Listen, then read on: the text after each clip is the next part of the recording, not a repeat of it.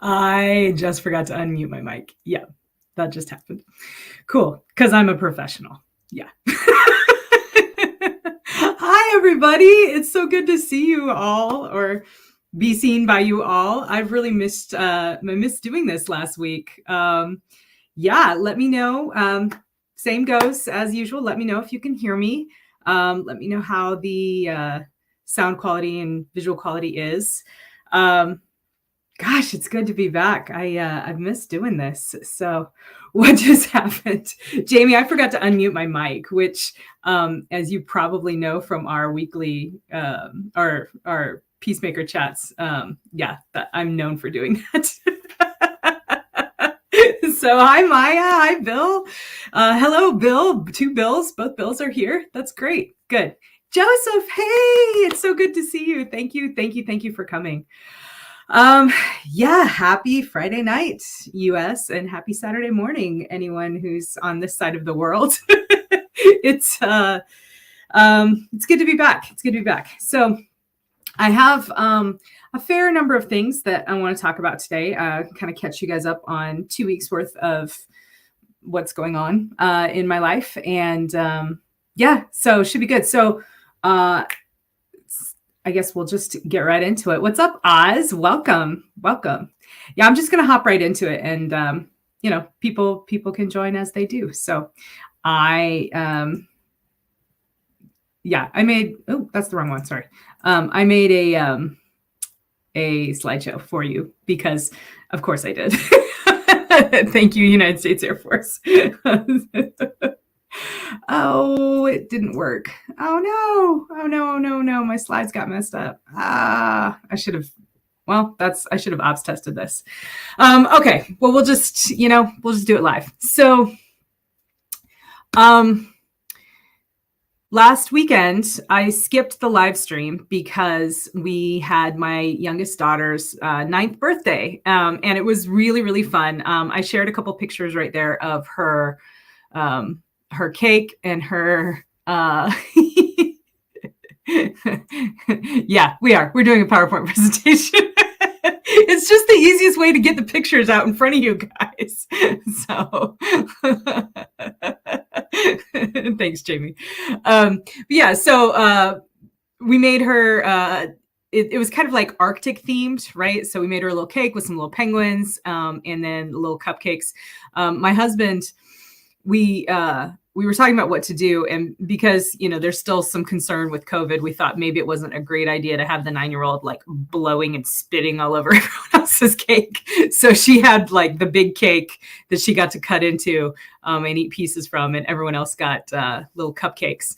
And Easy found these super cute little penguin toppers somewhere on Amazon, and so that's what we did. So I was pretty happy with how those turned out. I thought they looked really good. Her birthday party, we had it here on the base. They have a natatorium here, which is apparently a fancy word for indoor swimming pool. But it's a really nice facility, and there's these like big blow up floats, kind of almost like what you would imagine like a floating bouncy castle to be like, that they have that the pool will set up for you. And, of course they have lifeguards there and everything like that. And so they set up one of these floats. It's like an Arctic themed obstacle course, but it was like blow up, inflatable. That's the word I was looking for. And they, so the kids like got to climb on it and, go through the obstacles, and I actually did it, and it was really hard because it's super slippery and it's inflatable. So it kind of like bows up in the middle. So the sides are not level, and you're basically like low crawling the whole time while trying not to get like, dumped off. I think it's harder, like the heavier you are, because these little, the little girls were just like scurrying right through it. And meanwhile, I'm like, clinging to the thing, trying not to like slide off the edge. It was a lot of fun, but I did it and I was proud of myself. My neighbor is he's actually a Marine Corps Huey pilot. He's here working for USFJ, and he has a daughter that's Alicia's age that went to the birthday party. And she he did the obstacle course too. So, I did it after him. I was like, well, Pete did it. I should be able to do it. So it was awesome. It was a lot of fun.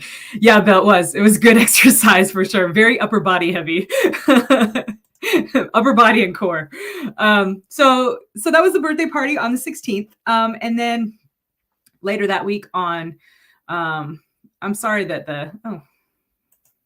I'm sorry the slides didn't work out quite as well as I wanted them to, but I wanted to share these pictures with you guys because that following Wednesday, I guess it was, I am, so I've shared this before on the channel. I'm a member of the Church of Jesus Christ of Latter-day Saints, and my calling within the church is to work with the young women, like the teenage, 11 to 18-year-old girls. And we had a combined youth activity. So it was the young women and the young men. We all got together and we went out to the high school here on base, Yokota High School. They have a problem with trash blowing like through the fence line and from the base. For whatever reason, it just like blows, onto Yokota. And there isn't like a lot, or onto Yokota, but specifically onto the high school grounds. And there isn't typically a lot of trash around to blow because, Japanese culture, people basically pick up after themselves. But it does happen, things get dropped occasionally. So we just did a service project where we went out to the high school and kind of like walked through their grounds and picked up trash. I say it was the young men and young women who did most of the trash picking up because I got super distracted with how beautiful the sakura trees looked. It's sakura season here, and the also known as cherry blossom, right? And the high school has several trees that were just in beautiful bloom. And because they have those huge like high school floodlights, you can see in the picture with the little panther there, some of them on top of the roof, they were illuminated just perfectly against this like gorgeous midnight blue sky. And so I was like, I'm going to take fancy pictures with my phone.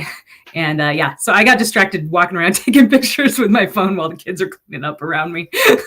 but it was a good activity. And I thought it was so beautiful. I wanted to share that with you guys. This picture of the panther, I took that to send to, you're not late, Seth. You're right on time. Welcome. That's right. I was supervising and taking pretty pictures. But we, this picture of the panther, I took that actually to send to my daughter because she's a graduate of Yokota High School, my oldest daughter. And I just thought it was cool the way that the shot lined up with the kind of the lights blooming on top of the roof, and then the sakura trees on the one side, and the panther kind of crouched, ready to spring, ready to strike. So, yeah, I'm in a mood, you guys. All right.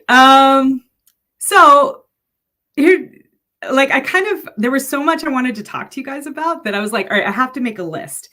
And since I was already like making slides, I was like, I'll just make a list in the slides. So one of the things that I wanted to talk to you guys about was, kind of brought, the talking about Yokota High School kind of brought up some of the things that I'm really going to miss about Japan. I'm actually you guys, it's getting really real that I'm leaving soon. I have my last flight in the Air Force at the end of this month. I have like 2 flights left in the Air Force, which is mind blowing to me, right? Like that's my job. I fly for the Air Force and it's all changing, which is crazy. It's crazy to me. And I am still sort of sorting through my feelings about it all because I am very excited. I'm very excited to move on to this new phase. I'm very excited for, to buy a new house and to move in and to, explore the area where we're going to be living and make new friends and build a new community out there. I'm very excited to devote more time to my writing and to building this community that we have here. And I'm also a little bit freaking terrified because I have never not been paid by the Air Force. Like my first paycheck was when I was a cadet at the Air Force Academy, right? And And even before that, when I was a kid, I was a military brat. So the money that fed me since the time I was 6 years old has always come from the Air Force. And I mean, I'm retiring, so I'm not severing all connection. I'll still have an ID. I'll still be able to go to the base. I'll still, have TRICARE, all of those things. But it's a big change. And like I said, it's getting very real. And part of the purpose of this channel is to share that journey with you guys. So yeah, it was kind of a big realization when I was like, holy shit, this is really happening. I have 2 flights left in the Air Force. Yeah. So, and I'm really going to miss Japan too, you guys. So that's what this slide was about. I'll bring it back up for you, even though it's not really sized right. The people here are so I really have enjoyed interacting with the Japanese people that I've met, and they're very friendliness seems to be kind of like a cultural imperative. Friendliness and politeness is a cultural imperative, and friendliness seems to sort of be like an extension of that in a lot of ways. Most 99% of the people that I've met have been very happy to talk to you, very willing to help. From what I understand, a lot of Japanese school children learn English in school, so lots of people enjoy the opportunity to try their English or to practice their English. Yeah, it's I have not been nearly as good about learning Japanese. I can say maybe 4 things, but it really has been such a great experience being here, and I am really going to miss just the feeling, the politeness, the people, the customer service, just, interacting with this, these people in this culture. I'm also going to miss the base community. And it's funny because it's kind of a love-hate sort of thing, but I recognize that one thing is very true, and that this community, like most military bases that are not in the United States, is a very tight, close-knit community. And because of that, I live in base housing. My daughter can just go outside and play with her friends. Recently, this past week, one of her friends invited her to go with her to the youth center, which is down the street and around the corner, 2 blocks away from my house. And my husband and I both feel perfectly comfortable with her walking down there with her friend, spending all afternoon there and coming home at dinner time, and she's only 9 years old. That's perfectly safe here on the base in this community. I don't know that it will be the same when we go back to the United States. I think probably maybe in some communities in the United States, people still are able to kind of free range their kids like that. But I know in a lot of places, it's just not safe.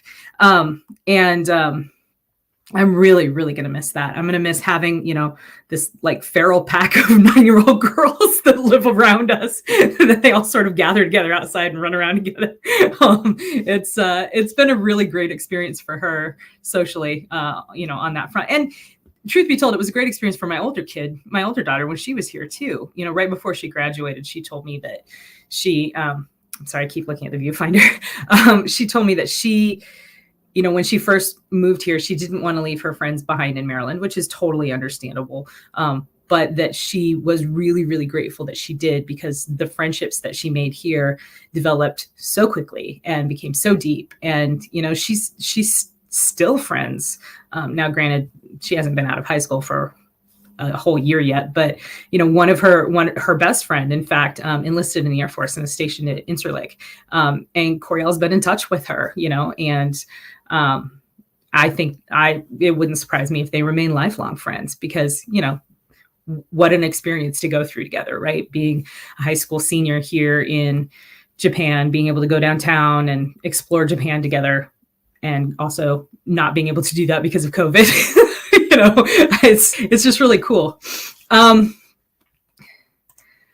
Listening on YouTube, but don't see a comment button. So on YouTube, you just put the comments, you just comment on the video, and it will show up here on the live stream. That should work for you. So Good question. Let's talk about Japanese food. Again, it's getting very real that I'm leaving. So I have been feeling this need. I'm probably going to gain like about 10 pounds before I leave. I hope not. Please, God, no, I can't handle that. But it would be very easy to do that simply because I'm like, oh my gosh, I only have like less than 60 days. Is that right? Less than 60. Holy smokes. I have less than 60 days left in country, you guys. Yikes. Yeah, because I leave on the 15th of June. So I have 60 days. 60 days left to eat sushi before I am no longer here in Japan and can get amazing, top quality, like multiple $100 worth of sushi for $25 down the street. I am like, I gotta go eat all the ramen. I gotta go eat all the udon. I gotta go eat all the sushi, all the yakiniku, all of the yakisoba, all the things. Yeah, right. I told you guys this is my unfiltered life. It's yeah, I am really, really going to miss the food here. I'm going to miss the gas station food. Going to 7-Eleven and getting the little onigiri rice balls that are wrapped in seaweed and have like my favorite is the tuna and wasabi. So it's like shredded tuna, but it's like mixed with wasabi paste and then rice ball and then seaweed. And oh my God, it's so good. It's like a perfect meal in the palm of your hand. Yeah, I am definitely going to miss the food here in Japan. It is not making me hungry too. I'm sorry, Charlie, but I really am. I might go to 7-Eleven after this, just saying.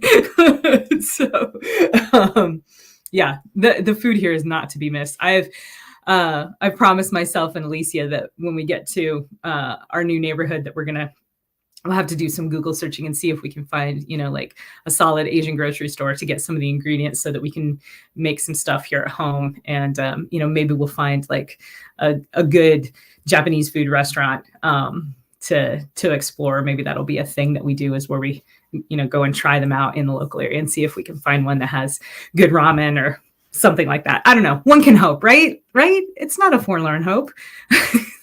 So, Sushi King. I mean, probably not right away. I'm probably not ready for that right away, but that is what I wanted the day after I gave birth to Alicia. I sent Easy to the store for Sushi King and sugar-free Red Bull because those were the two things I couldn't have during my pregnancy that I really wanted. So no shame. What is it? News headline in 4 months, Japan begins slow recovery after Kaiju Casey returned to sea. Because I eat everything? Thanks, Dan. Thanks. Oh, you're so kind. The other thing that I'm going to miss about Japan is that it is this place, you guys, it's so beautiful. And I have always loved the natural beauty of the United States, and I've always loved the variety of sort of biomes, I guess, that we have in the United States. It's always been very calming to me to take road trips and to be able to, explore different scenery, check out the mountains, check out the Great Plains, go to the beach, whatever, what have you. The beauty of the United States is of our physical terrain is I think one of our national treasures. And that is 100% true of Japan as well. Japan also has like a lot of variation. Well, it does, but it's mostly like north-south, not east-west, because Japan's a very long country. And it's mostly mountains, but obviously there's beach too. And then I live on a place called the Kanto Plain, which is, a plain. And it is, you guys, it's gorgeous. When I first got here, it struck me that because just to the west of us, we have mountains, the central mountain spine that runs down pretty much the length of Honshu.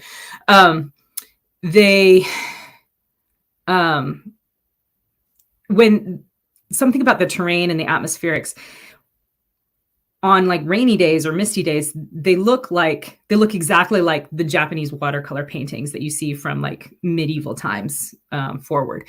And I had always looked at those paintings and thought that they were beautiful, but I always thought that it was like stylized, right? Like because that's not what mountains look like to me in the States. The mountains in the States look much more crisp and like hard edged, I guess.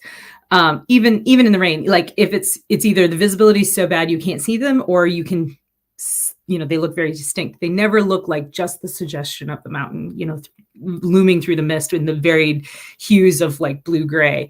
That's exactly what they look like here, though. And that was like a real revelation to me when I realized that's why those paintings are the way that they are, and that it's not just a stylized technique because of materials available or whatever.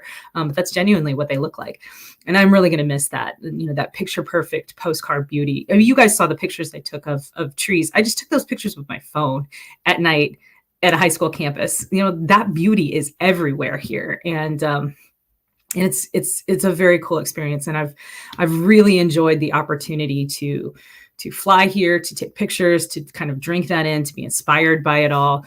Don't be surprised if you read my books in the future and you get like a lot of sort of Japanese influence, when it comes to the setting, because that's going to happen. So yeah, those are just some of the things that I'm going to miss about Japan. I'm sure that there will be more that I miss. A couple of you have chimed in about, there are a few in the Richmond area, Japanese restaurants, like good ones. I might need an email, Bill. Hit me up. Yeah.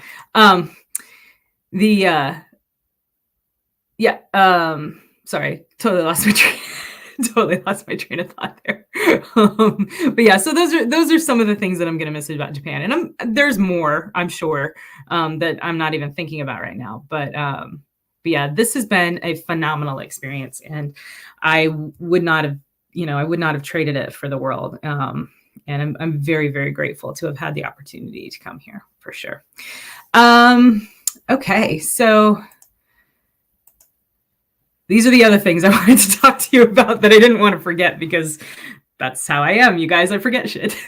So Among the Embers, actually, this is like a summary slide. So we're going to talk about the book called Among the Embers, and explain to you what Lauren Valor is. We're going to mention that I did my taxes, and I hope that you guys are all on top of that too, because I think the deadline is Monday. And then we'll talk Dragon Awards real quick. So Among the Embers. Yeah, this slide screwed up again.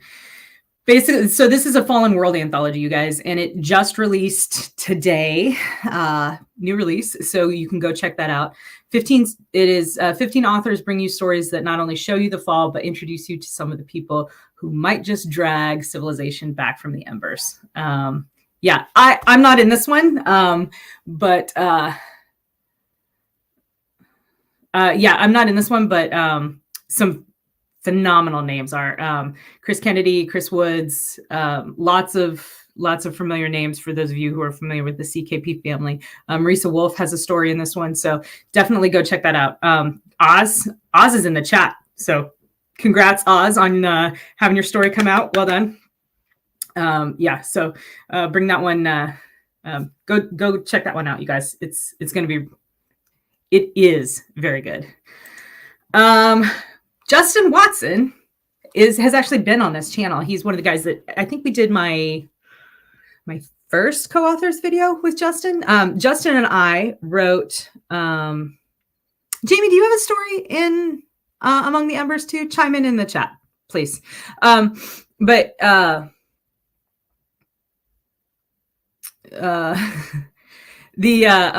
Sorry, I'm reading the comments. I shouldn't do that. Justin is a really good friend of mine, a co-author of mine. He and I, along with Tom Kratman and with some help from Mona Lisa Foster, wrote the Romanov Rescue together, which is our alternate history that talks about what would have happened if some of the Romanov children survived and were rescued during the Russian Revolution. And put a pin in that, because we're going to come back and talk about it in a minute with the next topic. But yeah, Justin started a YouTube channel. It's called Lauren Valor. You can find it here on YouTube. And if you just search for it, I will also put a link in the description of this video as soon as I finish here. And you should definitely go check it out. It's really fun. So the concept of his channel is that he's interested in stories, right? Like most writers are. But he's also interested in the media, different ways in which we use media to tell stories. So like video games and movies and TV shows and things like that. And I think his first video was about, he discussed Moon Knight with a friend of his. And then last night, he and Joelle Presby and I recorded the first episode of a series that we're going to do where we talk about the show Arcane. And one of the reasons, so our series within his channel is called Joint Fires, because Justin is a West Point graduate, retired armor officer, I think. No, artillery. Sorry. Justin, if I get that wrong, I'm really sorry. Retired artillery officer. And then Joelle Presby is a Naval Academy graduate, former, I'm going to get this wrong too, nuclear weapons engineer officer. I don't know. I'm sorry. She's a former nuke officer in the Navy. Very, very smart woman, incredible author. And then there's me. So we're all authors. We all have a military background from 3 different services, from 3 different service academies. And he thought that was kind of like a cool sort of confluence and spectrum of views. And so we are bringing our personal lenses to whatever show we decide to profile. And we started out with the show Arcane, which is so far very good. I've only watched the first episode and I really enjoyed it. That episode of Justin's show, Lauren Valor, will premiere on Monday. And I will link his channel below and you can go there to get all the details. Also check out, like, I'll talk about it on my social channels too. So on my Facebook and Instagram and stuff. So yeah, you guys can check that out. I think you really like it. We had a really good discussion and I think it's only going to get better as we go along and stop being quite so awkward.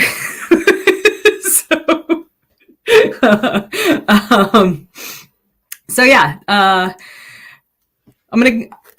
you guys have been saying some really interesting things in the comments. So I'm going to come to the comments real quick and then I'll go back to, kind of my last couple of topics. So, you say a Psyche of War trilogy in the PTO. I am not entirely sure what the PTO stands for. But the Psyche of War trilogy is finished, and you can find those books on Amazon or on my website. My website will be linked in the description below. So yeah, if that's something that you're interested in, please go check that out. John gave us a heart. Congrats again, John. Bill Smith, talking about From the Embers, says absolutely fabulous, all of the stories. And from what I have read, I have not read all of them, but from what I have read, I fully agree. So should definitely check those out. Dan says he has vague memories of me being worried about going out to Japan with the family because of the stress it would be on the kiddos. I was worried, right? I mean, who isn't worried when you uproot your children and move them across a planet? I was worried, but I really had a strong feeling that this was going to be good for both of them. Coriel had, she had friends in Maryland that they were not bad friends. They were not bad kids. But they had all been together since kindergarten and she was the newcomer. And, while they were kind to her, I think she still felt a little bit like an outsider. And that sometimes introduced some tension into those relationships and made those things kind of hard. And that's something that military brats deal with all the time, except when they go overseas, because when they go overseas and they live on base and they go to the base schools, everybody that they interact with is in the same situation. And so for her, I know that it was just a really great experience to come here and make those new friendships and things like that, like I talked about a little bit earlier. And kind of the same thing with Alicia. I will be honest with you, I am worried about bringing Alicia back to the States because, like I said, I mean, she can walk out the front door and there are like 6 little girls out there that are like, hey, you want to play? And this little boy, his name is Henry. He lives across the street. He's the kindest little guy. He made her, like, for her birthday, he made her this card and it was very sweet, and he's just, yeah, the kids that live around here, they're really, really kind, really good kids, very friendly, very inclusive. My hope is that by moving into a brand new neighborhood, which we are doing, that there will be other families who have kids her age that are also moving into the neighborhood, and will be motivated to make new friendships. I hope that that's the case. And if it isn't, it'll be okay. We do have some wonderful built-in friends in the area, one of whom is in the chat right now. Seth, you guys have seen him. I flash his comments up every once in a while. His son is Alicia's age, and they've been friends since they were born practically. So we're very excited about that. It's nice to have, like one pre-positioned friend,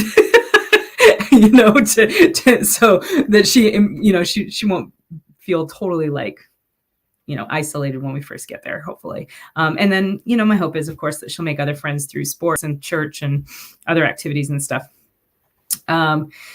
So someone said, Justin. Yes, that was Justin. Yeah. Jamie, in answer to our question about does he have a story in from the Embers, he says, yes, he does. Ben Tyler Smith and I stole my thing, and we did paired overlapping stories. Oh, that's not my thing, but thank you. That's awesome. I love doing that technique. Maybe that's why you called it my thing, where you do it's the same sequence of events, but it's from two different perspectives. I do enjoy that technique. I think it's fun. Elizabeth says, are you flying less because you're leaving? How often would you normally fly? So jury's still out on that. It kind of depends on whether or not I get a flying job in the United States. I am applying for some, and there are some to be had in my area. So, fingers crossed for that. Here, before I started my internship, I would normally fly probably about 2 to 3 times a week. Now I'm actually only flying once a week on Thursdays because I am doing the writing internship during the first part of the week. But yeah, we'll see. If I do get the EMS job that I am applying for, it's like a 7 on, 7 off type schedule. So for 7 days, I would be on alert, prepared to answer a call to go fly and pick up someone. I don't know how often you actually typically do fly during a 12-hour shift. So it's 7 12-hour shifts and then 7 days of no shifts. I don't know what the average is for that area. It varies pretty widely by population and stuff. So I don't know what it would be for the Richmond area, but we'll see. Hopefully I'll still be able to do some good flying. More details about Jamie's story. This is exciting. The story and stories set up what will be a sequel to both Ben's Blue Crucible novels and Pacific Shogun. Oh, dude, that's brilliant. I love it. Actually, I think you told me that before, now that I'm reading this. So the Blue Crucible novels and Pacific Shogun are both novels written in the Fallen World.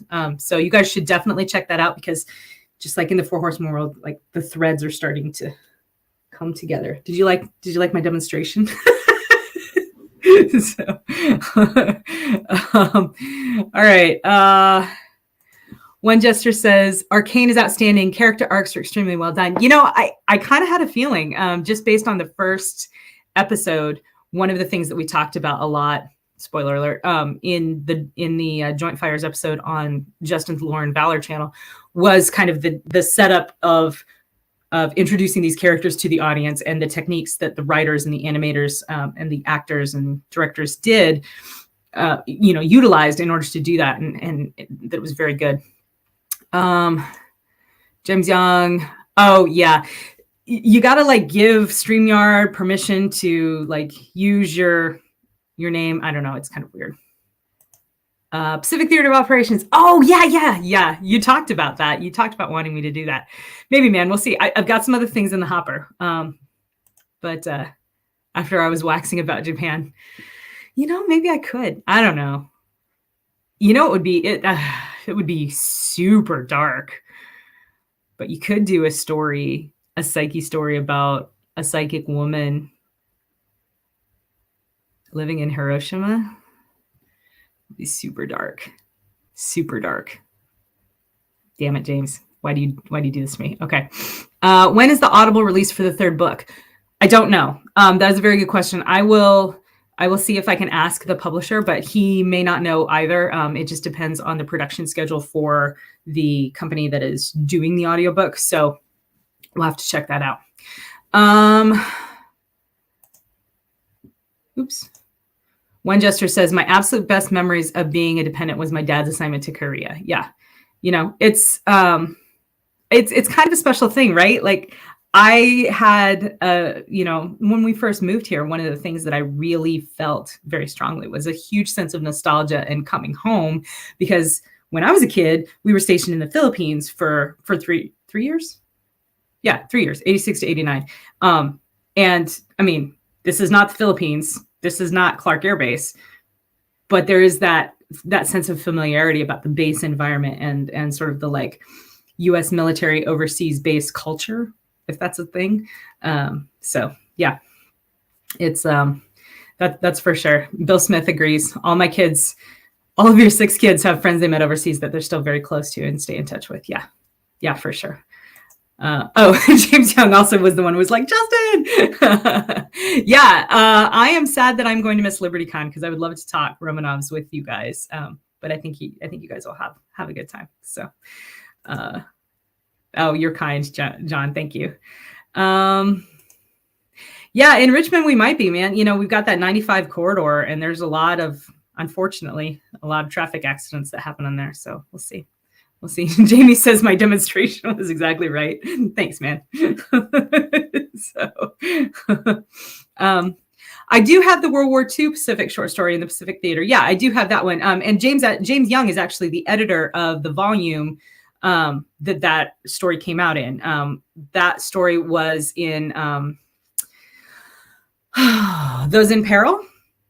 Yes, Those in Peril was the naval anthology, and James Young was the editor on it. So he's very familiar with my naked story. And James and Charlie are both saying, do it. Well, maybe. I'm going to do some other things first. Oh, I'm sorry. No, you're right. It was Slip the Surly Bonds because, no. Yeah, I'm right. Who's right? Yeah, no, I'm right because, yeah, because Those in Peril was Pearl's story, right? No. Those in Peril was naked. Slip the Surly Bonds was Pearl's story because Pearl's story had to do with the British Air Sea Rescue Service, which was a little bit more closely tied to the theme of air warfare, if that makes sense. Even though my story was like naval air warfare, but there was at least a Navy connection there. In Naked, yeah. Yes, wait, I'm right. There you go. See? I'm right. James says he literally has copies 10 feet away. Yeah, so you guys, if that kind of thing is your jam, like definitely check it. Yep. Naked Gunner. That's right. If that kind of thing is your jam, not just Naked Gunners, but naval war stories, check out Those in Peril. It is a phenomenal naval alternate history anthology, and it's fantastic. Then I left you at the altar for number 3. Yeah, I know. I'm sorry. I had to finish other things. But like all 3 of them are phenomenal anthologies. Yeah, really, really good. What do we call it? Phases of Mars, I think is the series title. So definitely go check those out. Okay, moving right along.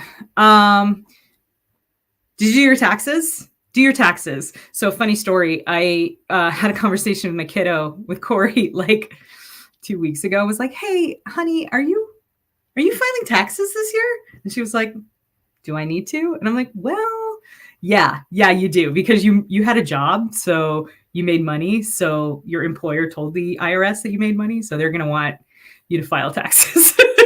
So good news is she got them done. Thanks to my dad for the assist with helping her out with that.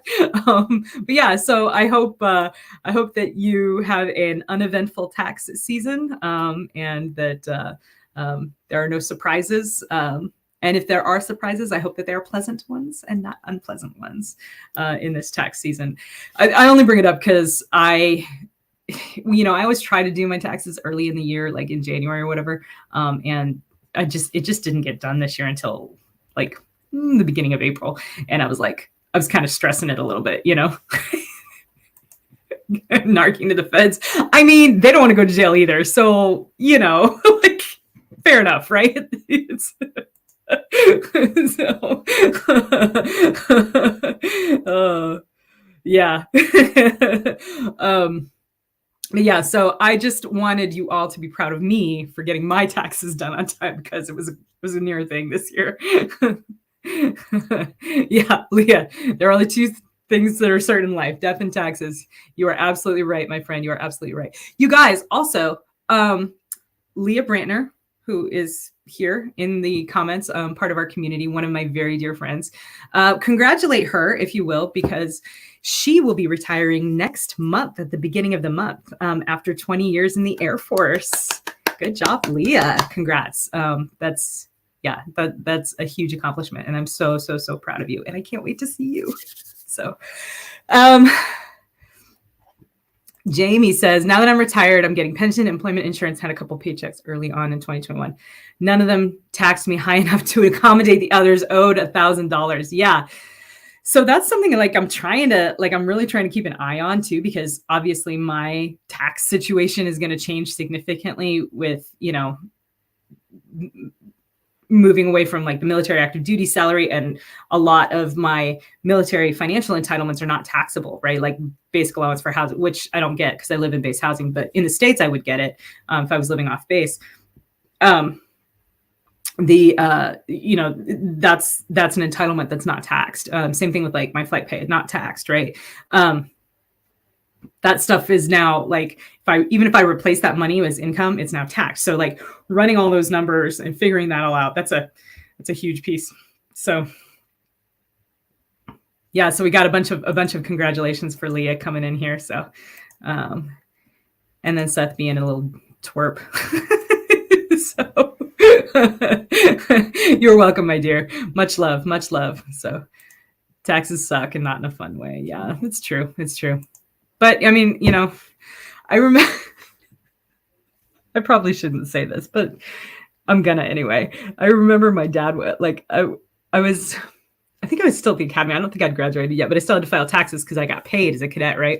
And I remember one time bitching about it, and he was like, Casey, it's just like going poop, right? It's not that pleasant, but you have to do it. And it's always a relief when you're done. So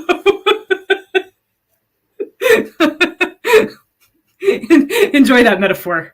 You are welcome. Yeah, I think so. Seth, I don't know. Answer Travis, please, if you would. So. Here for you, my friend. Here for you. Leah is very Leah is very familiar with my inappropriate metaphors. Sometime if you ever meet her in person, ask her about how I teach people how to hover without over controlling the cyclic. I need to get my dad on here. That would be fun. I don't think he'd ever do it though. Dad's kind of not really camera shy, but he's just really private. Like he barely has a Facebook presence or anything like that. He really just uses social media to keep in touch with very close friends and stuff. So you're here for the poop jokes. Nice. Good. So yeah, that's true. That's a thing. I am actually in the process of doing my evaluations for all of that too. I have like a telehealth appointment next month or next week in pursuit of that, I guess. So I'm kind of excited. I mean, I'm not really excited for the appointment, but I'm hopeful that that things turn out the way that I think that they should. So Leah says, I was totally talking with someone about your teaching technique the other day. That's funny. I was telling someone too. So we had a relatively new instructor in my unit was flying with our vice wing commander, and our vice wing commander is a very experienced pilot, but she is not a helicopter pilot. She's only flown fixed wing aircraft. And so he was going to have to teach her to hover, which is a very delicate and potentially dangerous process for someone who doesn't know how to do it, because you have to teach. It's like teaching how it's supposed to feel. It's similar to the feeling of teaching someone to balance on a bicycle, right? Like you can't really describe it and you can't really work it out with mathematical formulas. You can, but it doesn't mean anything to your body. You have to just experience and feel it. And so I gave him that technique, and he's a new dad too, so he appreciated it. So, yeah, I've had that advice many times. Thank you, Bill, about the VA stuff. Don't leave any ailments out. So ground effect or out of. Well, I mean, hovering in ground effect at first, but depending on your collective control, maybe you might get up out of it. I don't know. Yeah. So last thing that I want to mention before I go to the Discord questions, and this goes completely off the rails, is something that Oz actually brought up on his Facebook feed. And it reminded me that the Dragon Awards are open, you guys. If you're not familiar, the Dragon Awards are a set of pop culture awards in many, many, many categories. It's not just books. They have ones for games and TV shows and movies and stuff. Mostly focusing on like genre stuff. But they do have book awards, and they are 100% fan based, right? So it's all you need is a email address. You put in your email address, you can sign up, nominate your favorites, and then you'll get an email when they have selected the finalists. That's based strictly on the numbers of nominations that each work gets. You'll get that list of finalists, and then you can vote on the finals. So I would really love to encourage everyone to go to the Dragon Awards website, and I will put a link in the description below, and nominate your favorite works, whether they be literary works or games or movies or TV shows. I know a lot of people were very complimentary about Arcane. Arcane is eligible this year for their like best TV show, or one of their best fantasy shows. I don't know, but it's eligible for one of their categories. So please go check that out. Oz has Oz's book, The House Between Worlds, is eligible in the urban fantasy category. Oz, chime in. I think it best fits in the urban fantasy category. So if you liked that book and you want to support Oz, that would be a great one to recommend. I have 2 books that are eligible, both in the alt history category, which is not great because that means I'm competing against myself. Oh, fantasy novel for The House Between Worlds. Yeah. It's all in one category. Okay. So it's not broken out urban fantasy and fantasy. Yeah. So it's a great way to support indie authors, and it's a great way to support traditional authors as well.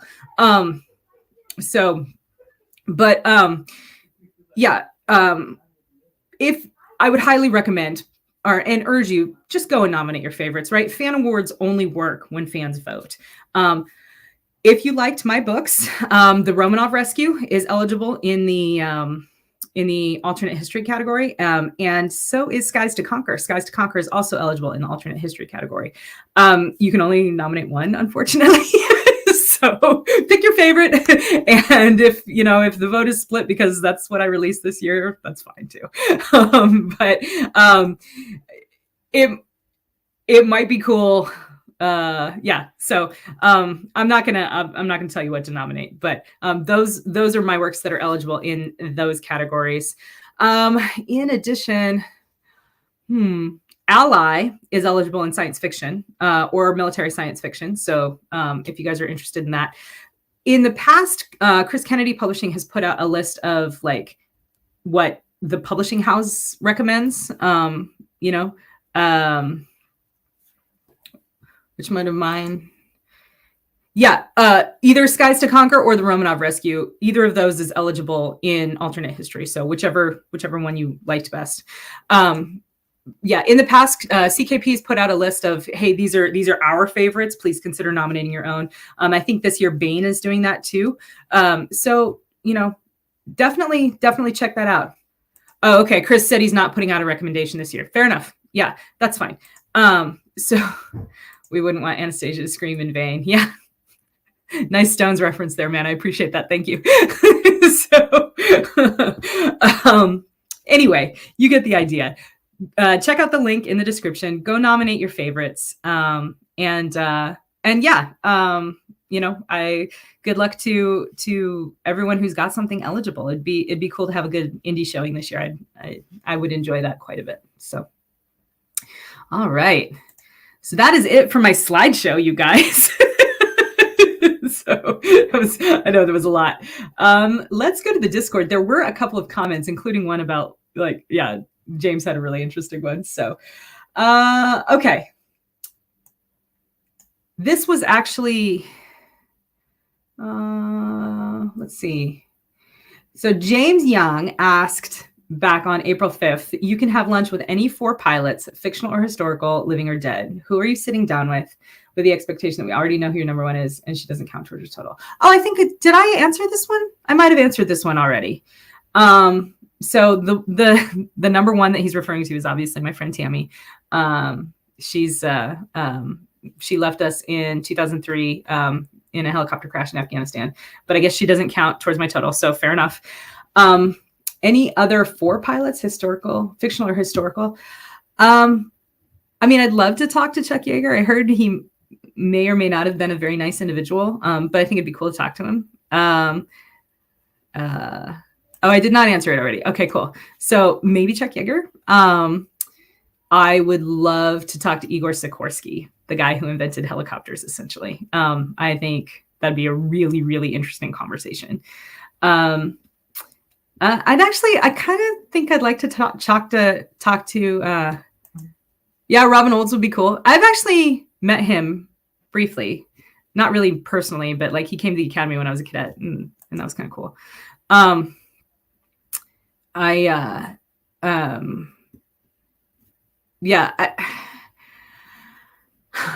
I think I'd like to talk to, and I don't have names, but I think I would like to talk to one of the squadron commanders of the B-17 squadrons that flew in 8th Air Force.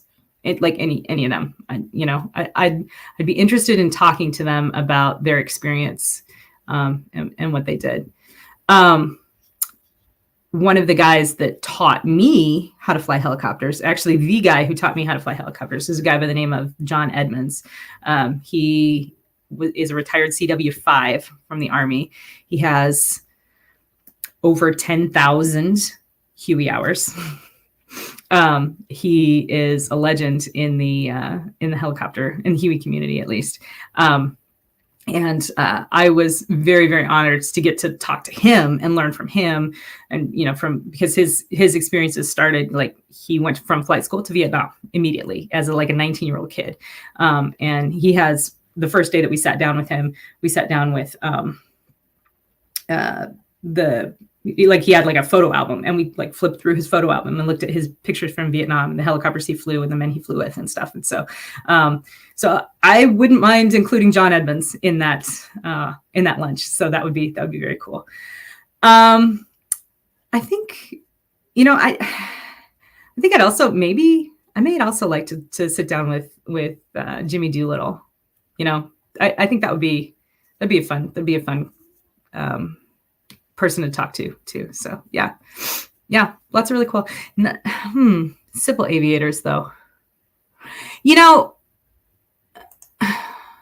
maybe, but really if I want to think specifically of women, there's a woman by the name of Catherine Stinson. I think that I would be more interested in talking to her.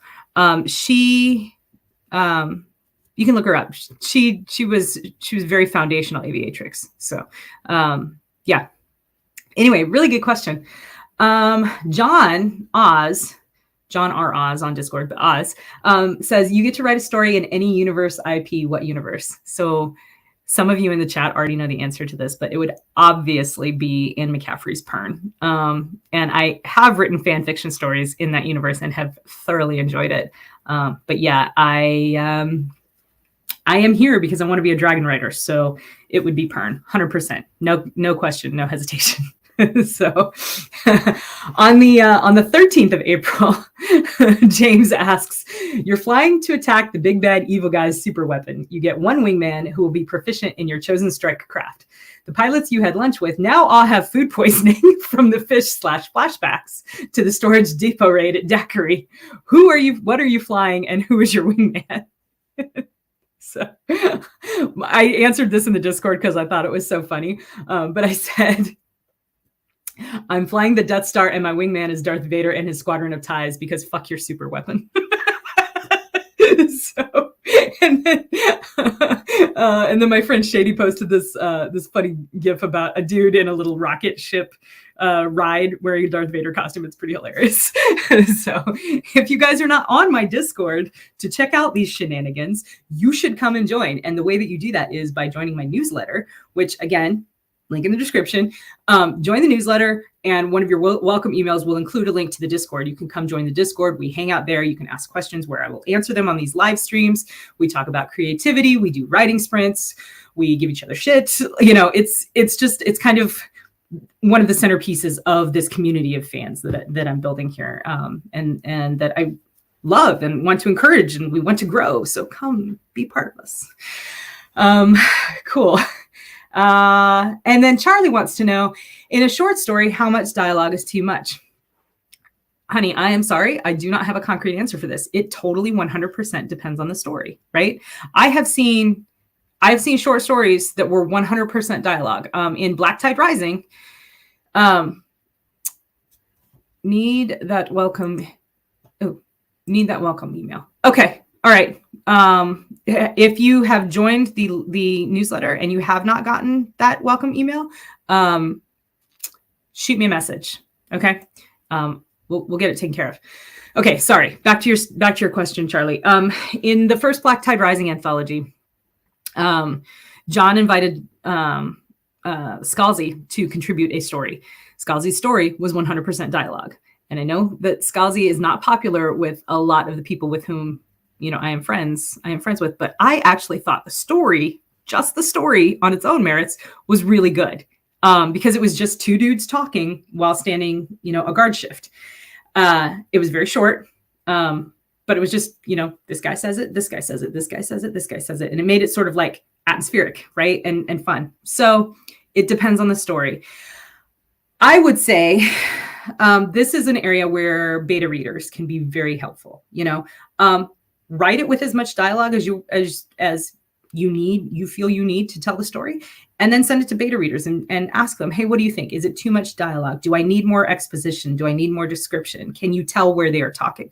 I will say that it is, the more dialogue you use, the more care you have to take to make sure that your characters are not talking in a white room. And what I mean by that is that if you just have, Casey says this, Charlie says this, Casey says this, Charlie says this, Casey says this, Charlie says this, you may not have any sense of where they're talking, of what the setting is, of what's going on around them, unless you are very careful to include that information in the things that they say to each other, right? So if one of the things that Casey says is, it's hard to hear you because I'm talking through my computer and my internet connection is not great, and Charlie says, well, hang on a minute, I'm resetting the router that's sitting by my elbow.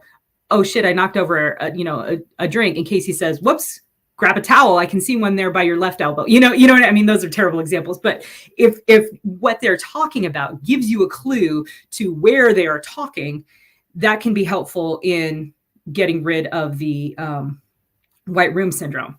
However, everything has a caveat. You do have to watch out for the, as you know, Bob, info dumps, because that doesn't feel natural either. The dialogue has to feel natural, even if they're talking about like the setting or things like that. So those are some sophisticated techniques. You can absolutely find some really good resources, books and things on those types of techniques. And I would highly encourage you to, check those out. Charlie, if you do find something that has, that and other writers in the chat, if you have resources of that kind and you want to put them in the comments, please do. Or even better, come to the Discord and put it in my creative resources channel on the Discord, because that's what it's there for. So great question, Charlie. Thanks. Yeah. Good. Okay, good. I'm glad that worked for you. That is it for the Discord questions this week. Thank you guys for posting questions. It makes it much easier to answer them if they're posted. So, yeah, this is a very true statement too. It also depends on the writer's style of storytelling, right? Like, you have to write your story, and you have to write it in a way that you like it and that you're comfortable with it. Because if you're writing in a style that is not your style, that will come through in the writing. You won't like it as much. So that's a nice shovel you got there. Are you talking about that back there? That's a light that has like my daughter's graduation lays on them. So if you're not talking about that, I have no idea. But thanks, Travis. I appreciate it. I'm sure your shovel's very nice too. So, all right, guys, it has been an hour. This has been a ton of fun. Thank you so much for coming to the live stream. Thanks for posting questions and interacting with me and dealing with my silly PowerPoints and all of my questions and laughter and ums and all of the above. It means the world to me that you join me on Friday nights to hang out. And wow, this is a family program. I dropped like 6 F-bombs, Seth. It's really not. Sorry.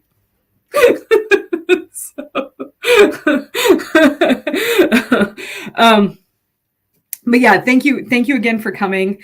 Yeah, it does. It means the world to me that you're part of my community, and I really do cherish our interactions. So I hope you guys have a great night or day or whatever time it is, wherever you are, and I hope you have a great weekend. And I will see you next week. Much love. Bye.